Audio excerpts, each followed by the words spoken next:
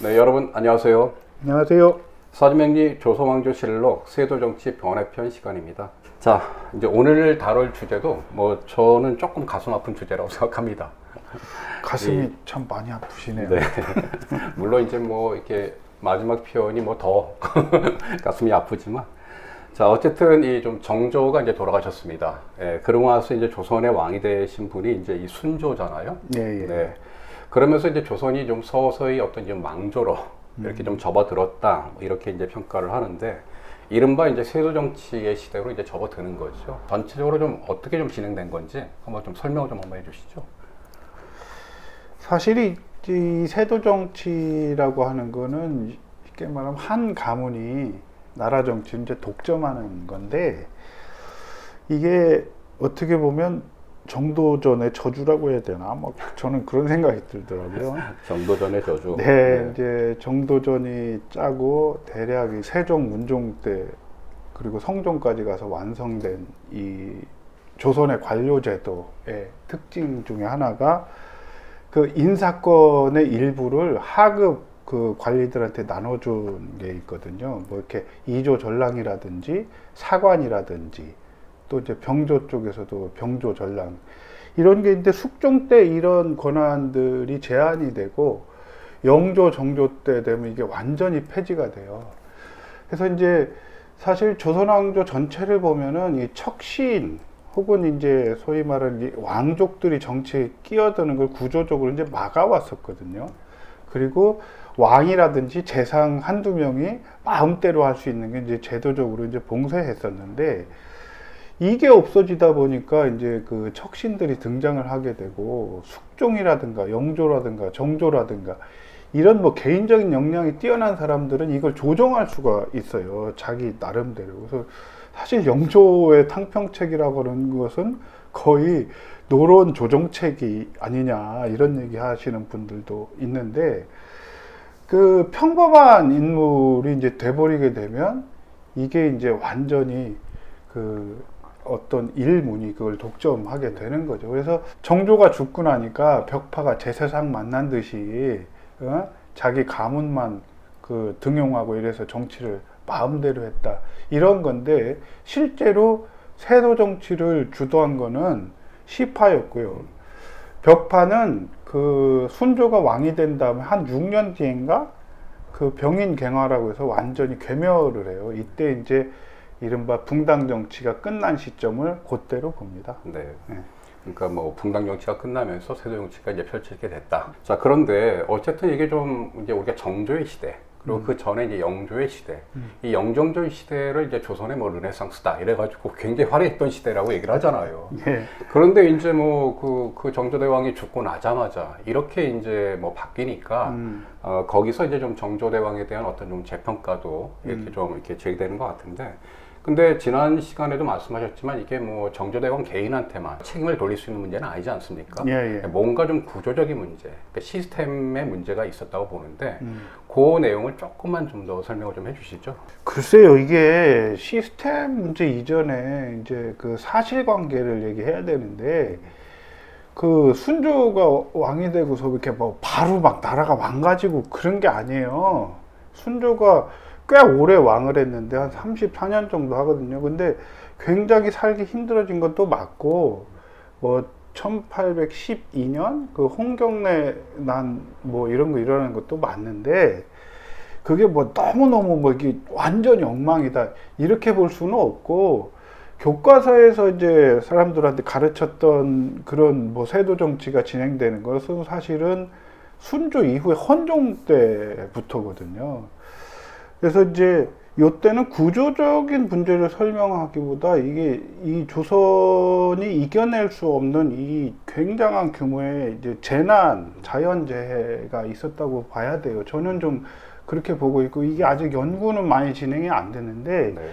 이 재난이 끔찍한 상황이에요. 그래서 순조는 사실 정치에도 관심이 없고 아무것도 안 하고 뭐 다 맡겨두고 뭐 이렇게 사람들이 알고 있지만, 순조실록은 그렇지 않아요. 이게 대략 한 1814년부터 34년 한 20년 동안 보면은 재난이 막 엄청나. 이게 감당이 되느냐 안 되냐. 막 그 겨울이 넉 달 앞당겨서 오고 요즘도 그렇게 되면 난리가 나는데, 그래서 순조실록은 대부분 그 재난하고 싸우는 거예요. 그 20년 동안 재난이 없었던 해가 2년인가 3년인가 밖에 안 되고, 그래서 이거는 좀 연구를 해봐야 된다. 이게 과연 조선이 이겨낼 수 있는 규모의 재난이었는가. 그래서 굉장히 그 재난하고 뭐 백성 구휼하고 이런 주로 거의 사투를 벌이는 수준이라서 그걸 좀 감안을 해줘야 된다. 이런 생각이 들어요. 그래서 조선이 구조적으로 안 될 수밖에 없어서 이렇게 보는 거는 사실관계에도 맞지 않는 것 같습니다. 저는. 어쨌든 이게 좀 조선이 이제 그 특정 가문이 주도하는 이런 이제 쇄도 정치로 이게 좀 전화가 되는 데에는, 그러니까 당시에 이제 마지막 남아있던 이런 그 붕당, 소위 얘기하는 이제 그 시파와 벽파라고 하는 이 구조가 이제 완전히 사라지는 거 아닙니까? 예. 네, 뭐 이거에 대해서 뭐 일부에서는 뭐 드디어 그 지긋지긋하는 이제 그 당파 싸움이 사라졌다, 뭐 이러긴 했지만 그게 꼭 그렇게만 볼 문제는 좀 아닌 것 같아요. 뭐 결국 이제 이렇게 견제하는 세력이 없다 보니까 이제 뭐 특정한 세력이 이제 주도하게 되는 거고, 그러면서 이제 절대 부패가 되는 이런 이제 모양이 된 건데, 자, 요 부분에 대해서, 그러니까 결국 이제 붕당의 구조가 이때 이제 좀 무너져가는 이런 과정, 또 그 결과, 뭐 그 영향, 이 부분에 대해서 조금 설명 좀 해주시죠. 붕당 구조는 사실은 영조 때부터 이게 사실은 좀 무너지기 시작했다고 봐야 돼요. 그래서 이때 문제는 뭐냐면은 마지막 남아있던 이른바 시파 벽파, 이것도 무 자르듯이 자를 수 있는 건 아닌데, 그 1806년인가 아무튼 정순왕후가 죽고 나서, 정순왕후는 처음에 이제 그 벽파들이 막 시파를 막 공격했을 때 오히려 이제 알려진 거와는 다르게 그 시파를 보호해주는데, 정순왕후가 죽고 나서 효명세자 이 결혼을 놓고 나서 이 벽파들이 그 결혼 잘 좀 살펴보고 해야 된다고 막 이렇게 하는 거예요. 그래서 신하 따위가 대혼에 문제 제기를 해 이래가지고 벽파가 거의 씨가 말라요. 이걸 이제 병인갱화라고 이제 거의 알려지지 않은 사건인데, 그래서 이제 벽파가 완전히 이제 정계에서 이제 거의 다 쫓겨나는 이렇게 돼버리기 때문에, 당시는 그래도 김조순이 했기 때문에 안동김 씨만 한 게 아니고 반남박 씨도 또 같이 등용을 하고, 또 풍양조 씨까지도 이렇게 등용을 해. 효명세자랑 결혼한 쪽이 이제 풍양조 씨거든요. 그래서 대략 이렇게 진행이 되다가 혼종이 되면서는 순조비, 순원왕후 김씨, 이 사람이 이제 그 배우신 교과서에 있는 그대로의 세도 정치를 막 진행을 하게 되는 이런 과정이 있었어요. 앞서 이제 뭐 순조가 그렇게 무능했던 왕만은 아니었다라고 말씀을 하셨지만 당력은 없었던 것 같아요. 근데 그래서 그런지 이제 그 아들 효명세자라고 하는 분은 좀 어떤 분이었습니까? 그게 보면은 이제 순조는 무능하다. 그래서 조선이 망가졌다. 요런 이제 선입견 자체가 있는 것이고, 효명세자는 굉장히 이제 기록에 보면 일단 똘똘하고, 무엇보다 뭐 하여튼 뭐 잘생겼다 이런 얘기도 있는데, 그 핵심은 그게 아니고 정조를 닮았다 이거예요. 효명세자가 1827년인가 요때부터 4년 정도 대리청정을 하거든요. 대리청정을 할 때 신하들이 다 이렇게, 와, 드디어 세자께서 대리청정을 하는구나, 이렇게 환영을 했다는 거죠. 그래서 그런 것 때문에 효명세자가 했으면 조금 달라지지 않았겠는가라고 하지만, 효명세자는 그리 좀 아까운 인물인 것 같긴 해요, 제 생각에는. 근데 효명세자도 주로 했던 일이 막 다 백성 구제하고 뭐 이런 건데, 효명세자 대리청정 때 260만인가 뭐 기록에 보면 막 백성들을 뭐 구휼했다 이렇게 나와 있어요. 이거를 가만히 한번 생각해 보시면 당시 조선 인구를 1000만 정도로 보거든요. 많이 보는 사람이면 1500만 이렇게 보는데, 근데 그 중에 260만을 구휼해야 되는 이런 끔찍한 재난 상황이었다는 거죠. 그래서 효명세자가 뭐 이렇게 했으면 어땠을까? 이거는 뭐 어땠을지는 잘 모르고 이제 개인이 바꿀 수 있는 역사의 폭이 사실은 저는 좀 그렇게 생각하는데 굉장히 커요. 어떻게 보면 그런 아쉬움이 있을 수도 있는데 그런 가능성을 다 이렇게 다 보여준 건 아니다. 뭐 안동김씨 세력을 뭐 몰아내고 이런 시도를 한 거는 없으니까요. 오히려 굉장히 그 사람들을 좀 이제 뭐 방어해 준다고 해야 되나 이런 뭐 기록들도 남아 있고 그래서 그건 확증할 수는 없다. 그러나 아까운 인물인 것 같긴 하다. 네. 알겠습니다. 뭐 이거 뭐 간단한 건데 효명세자도 이 좀 대표적인 독살설의 주인공 아닙니까? 예. 예. 그 뭐 사실입니까? 아니 그 효명세자는 없어요. 그게 전혀 이제 의심할 수 있는 뭐 이런 정황이 없고 이제 왕이나 뭐 세자나 이렇게 죽고 나면은 그 치료했던 그 의관들을 다시 조사해 보소서 하는 상소는 그냥 원래 매뉴얼처럼 있어요. 우리가 이제 이 좀 세도 정치라고 얘기하는 좀 이 시기가 또 다른 면에서는 이제 뭐 이른바 이제 밀란의 시대라고도 하잖아요. 예, 예, 굉장히 많은 좀 농민봉기라든지 이런 게 좀 일어나던 시기인데 그거는 그만큼 백성들의 삶이 좀 어려웠다. 라고 하는 것을 좀 반증하는 건데요. 당시에 좀 어떤 상황이었는지 좀 이 백성의 삶과 관련해 가지고 그 부분을 좀 한번 개괄적으로 한번 설명을 좀 해주시죠. 이게 이제 세도 정치다, 그 독재 정치다, 거기가 이제 부패까지 했다. 이런 상황이 이제 겹쳐지게 되는 거죠. 헌종이 이제 왕이 되면서 이른바 순원나무 김씨가 이제 수렴청정을 하게 되고 요때부터 이른바 안동김씨 요거를 특정해서 장동김씨라고 그래요. 서울에 그러니까 안동김씨도 다 같은 게 아니에요. 서울에 있는 안동김씨만 그 세도 정치를 하게 된 것이고 주로 하는 게 이제 뭐 그런 거죠. 매관 매직 그 관직하고 파는 거 그런 거 하고 나라 재산을 자기 이제 사적으로 유용하고 이런 건데 대동법이 시행이 되면서 여기서는 이제 털어먹을 게 없었어요. 그래서 요때는 주로 환곡하고 이 군역을 주로 해서 털어먹어요. 그래서 이제 뭐 백골징포라든지 뭐 황구첨정이라든지 뭐 인징, 족징 이런 얘기 이제 거기서 나오는 거죠. 그러니까 뭐 이제 삼정의 문란이라고 하는 예. 삼정문란이 되긴 했는데 이제 주로 이용해 먹은 게 이제 군정하고 환정인 거고 그래서 순원나무 김씨가 해 먹은 것만 국가 재정의 대략 한 3분의 1쯤 됐다고 할 정도니까 이게 뭐 이 정도를 만약에 떼먹는 단순히 떼먹는다가 아니고 이렇게 되면 그걸 다 백성들이 떼워야 돼요. 매관 매직 같은 경우도 이게 그냥 한번 팔아먹고 이게 좀 오래 두면은 그나마 괜찮은데 이거를 많이 그 떼먹으려고 이거를 자주 팔아먹어요. 그러니까 사또가 뭐 옛날 같으면 5년 했다 그러면 1년마다 받고 그러면 털어먹는 놈은 어떠겠어요. 그 사이에 뽑으려고 더 수탈을 하게 되는 거고 그래서 뭐 선해청에서 거대화될 곡식이 15,000석인데 나라로 들어온 게 뭐 150석도 안 된다 뭐 이런 얘기가 있을 정도로 아주 그게 심했고 그게 이제 그대로 가중이 돼버리니 이게 도저히 이제 살기가 어려워지는 거죠.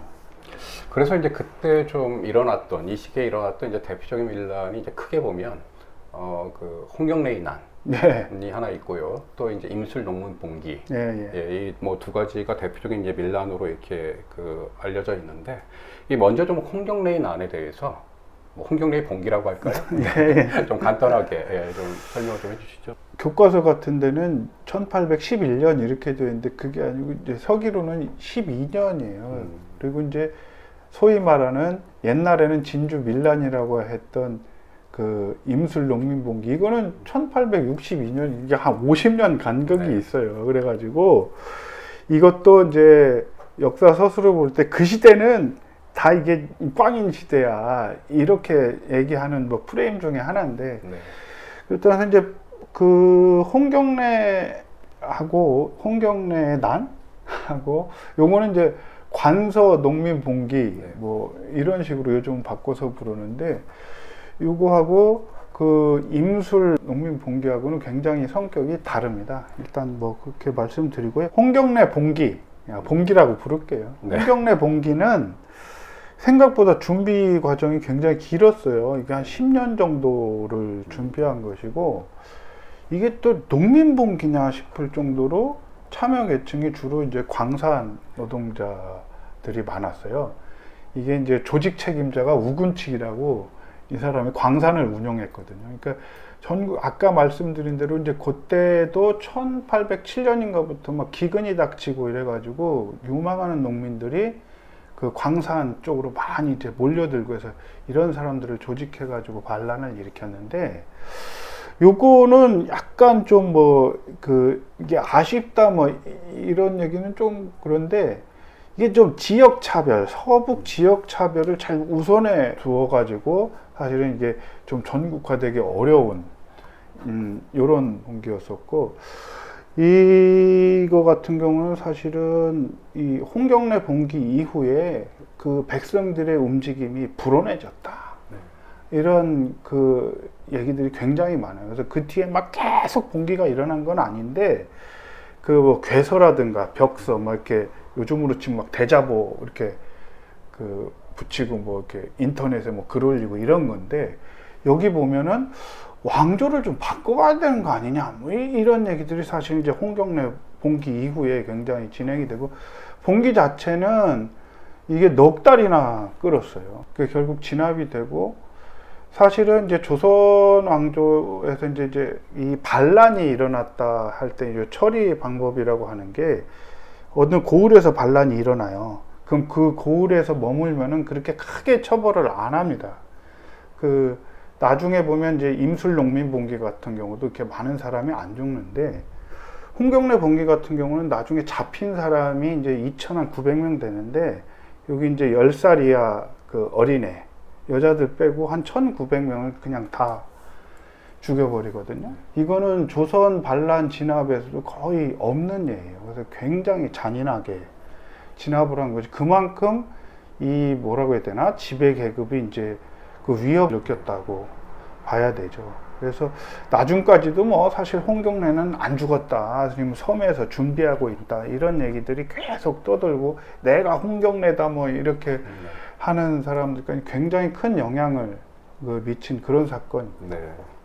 그 뭐 임술농민 봉기는 또 어떤 사건입니까? 뭐 이거는 뭐 이렇게 그 우리나라 최초의 무슨 운동권 가요로도 좀 유명한 이 사건인 것 같은데.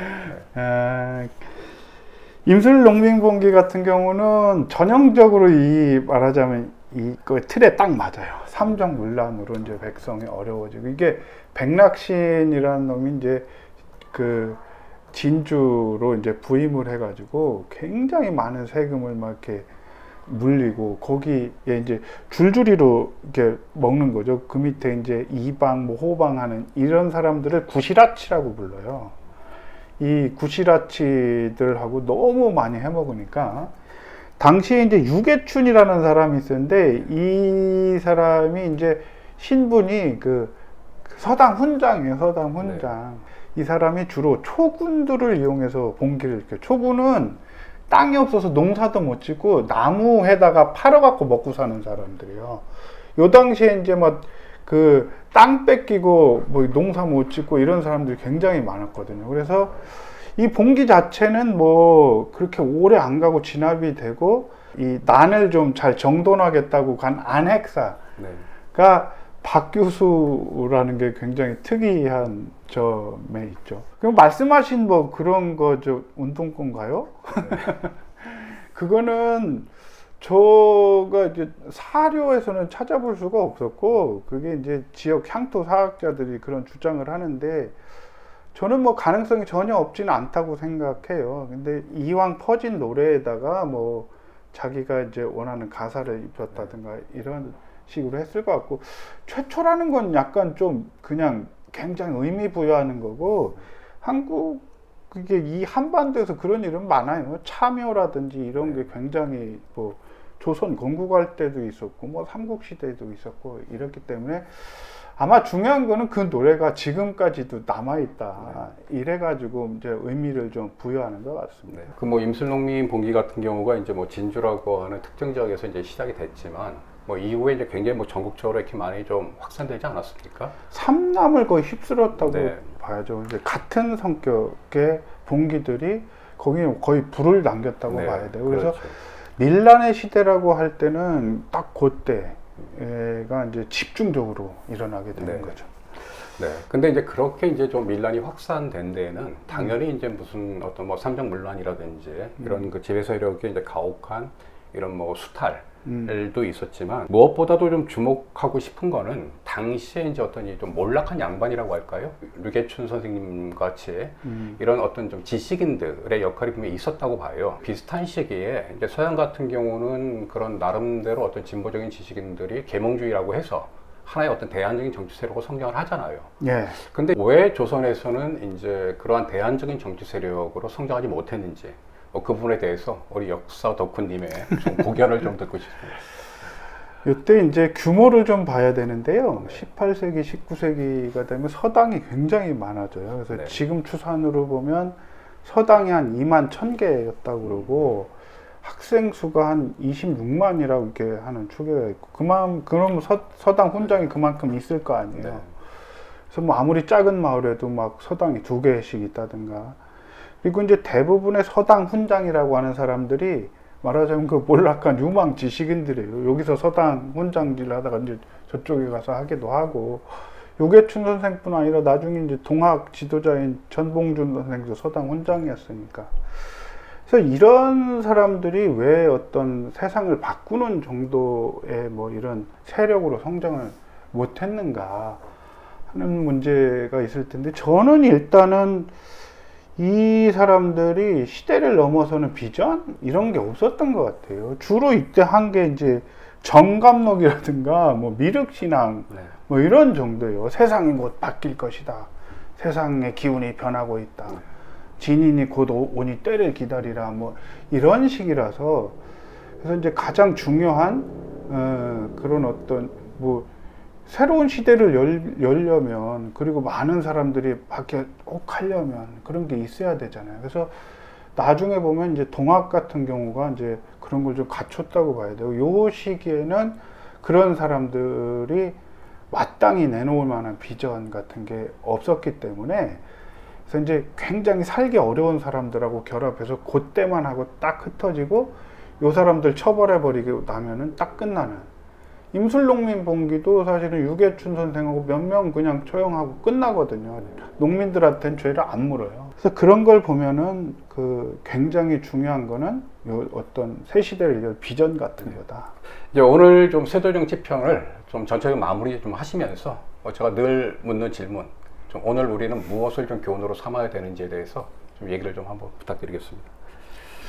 늘 교훈이 있어야 되는지 잘 모르겠습니다만은. 그 악마는 디테일에 숨어 있다 이런 말이 있죠. 그래서 이 세도 정치도 이 디테일 속에서 백성을 수탈하고 독재를 하고 부패를 하고 이랬던 정치 시대라고 정리를 할 수 있고요. 근데 천사도 디테일에 숨어 있습니다. 그래서 이 시대를 좀 극복할 어떤 이런 비전 같은 경우도 굉장히 좀 뭐라고 해야 되나, 생활과 밀접하고 이런 곳에서 좀 출발했으면 좀 되지 않았을까. 무슨 뭐 세상이 곧 바뀔 거다, 진인이 올 거다 이런 얘기는 그냥 여름엔 덥고 겨울엔 춥다 이런 얘기이기 때문에 사실 큰 힘을 가질 수가 없어요. 그래서 숨어있는 천사를 좀 찾아내 보자, 뭐 이런 얘기 그냥 해보고 싶네요. 네. 오늘도 우리 역사 덕후 신석주님을 모시고 세도 정치에 대해서 조금 더 깊게 알아보는 시간을 좀 가졌습니다. 사실 뭐 이렇게 돌아보기 싫은 역사라고 좀 생각을 했는데, 그 속에도 굉장히 좀 많은 우리가 좀 고민해 봐야 될 이런 좀 주제들이 있구나라고 하는 것을 좀 알게 되었던 시간이라고 좀 생각하고요. 자, 오늘도 수고 많으셨습니다. 예. 네. 이제 벌써 다음 편이 이제 마지막 시간입니다. 다음 편 대한제국편 시간에 다시 여러분들을 찾아뵙도록 하겠습니다. 고맙습니다. 고맙습니다.